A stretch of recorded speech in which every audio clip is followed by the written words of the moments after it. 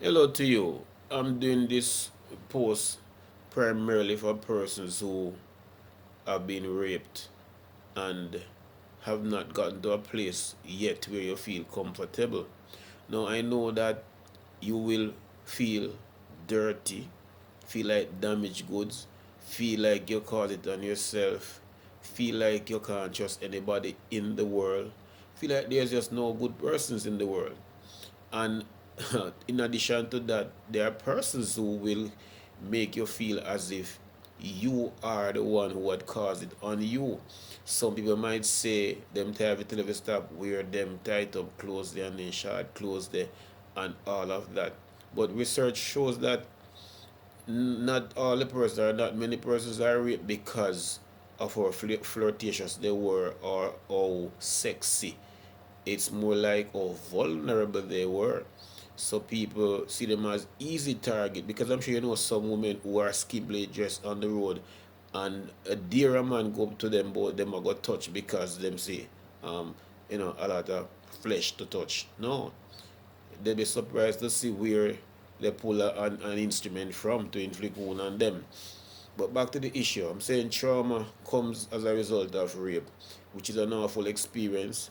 And just like with grieving over the loss of a loved one, you can't tell a person how quickly to finish grieving over rape, right? You really can't. And so I crave for those persons who have been lacking understanding to try to get some more knowledge on it and don't blame people who have been victims. Quickly also, I'm encouraging the persons who have been molested or raped, whether it be by close relatives or strangers, to talk to a family therapist.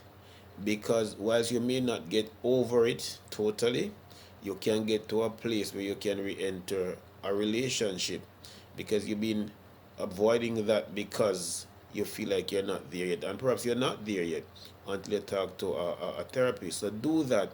The quicker you do it, the better for you. You can be healed to some extent, and some of you are in relationship right now. Your man is wondering why each time you make me touch you, you're flinching or you're pushing him off. It's because some of you may have that kind of secret that you're holding back. You don't want to tell him.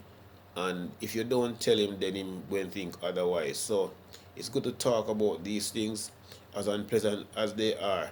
Note also that in order to get to that place where you feel comfortable, because remember I stressed that you may not get over it, but in order to feel comfortable and like you can, live a normal life, sometimes you have to talk about the incident again. Yes, as awful as that might be, and it might bring you to crying again, but sometimes from what I've read, you have to talk about that rape situation again.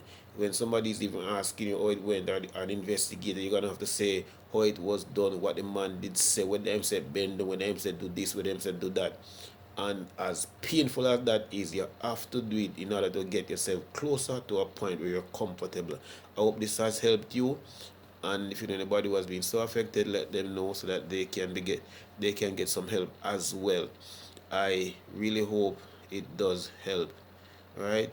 Stop feeling dirty about yourself, victim. Stop feeling like nobody cares. Stop feeling like you're damaged goods. Stop feeling like there's no good people in the world. If there's no good people in the world, certainly you are good. So keep going, keep going. I'm out.